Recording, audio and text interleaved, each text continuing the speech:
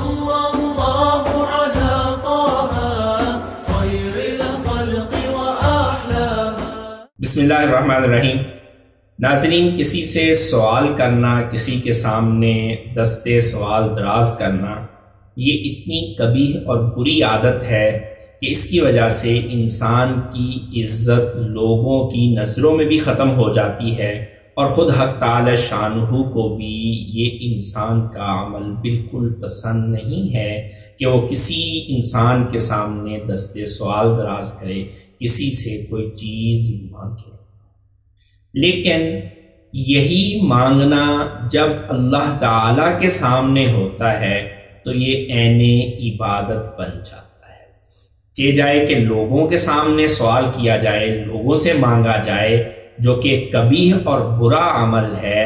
انسان کو یہ چاہیے کہ وہ اپنی ضروریات کو اللہ کے سامنے رکھے اور اللہ سے مانگے، اور اس اپنے عمل کو جو کہ برا تھا اس کو احسن اور اچھا عمل بنا دے۔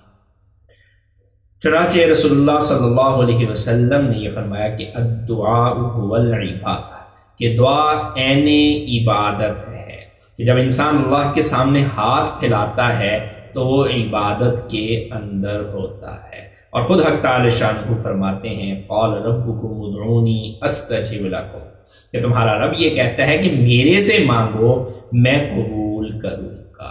اور رسول اللہ صلی اللہ علیہ وسلم نے ہمیں یہ ترغیب دی ہے کہ ہم چھوٹی سے چھوٹی چیز بھی ہمیں ضرورت پیش آئے تو وہ بھی اللہ تعالیٰ سے مانگ لیں، وہ بھی اللہ تعالیٰ سے سوال کر لیں۔ اسباب کو اختیار کرنے کے باوجود بھی جب انسان اللہ کے سامنے ہاتھ پھیلاتا ہے اور اللہ سے دعا کرتا ہے تو اللہ تعالیٰ بڑے ہی راضی ہو جاتے ہیں۔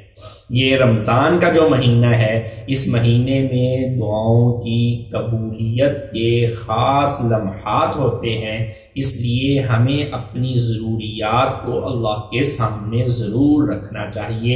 ایک تو یہ عبادت ہے، اور دوسرا پھر ہمارا کام بھی بن جائے گا، ہماری ضرورت اور حاجت بھی پوری ہو جائے گی۔ تو یوں سمجھیے کہ ہمیں ایک تیر سے دو شکار ہو رہے ہیں، کہ ہم اللہ کی عبادت بھی کرتے چلے جا رہے ہیں اور اپنی ضروریات کو بھی پورا کرواتے چلے جا رہے ہیں۔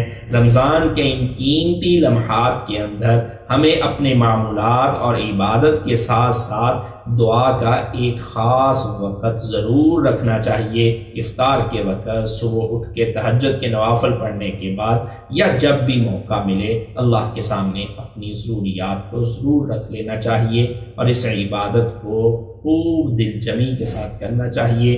حق تعالی شانہ ہمیں عمل کرنے کی توفیق عطا فرمائے۔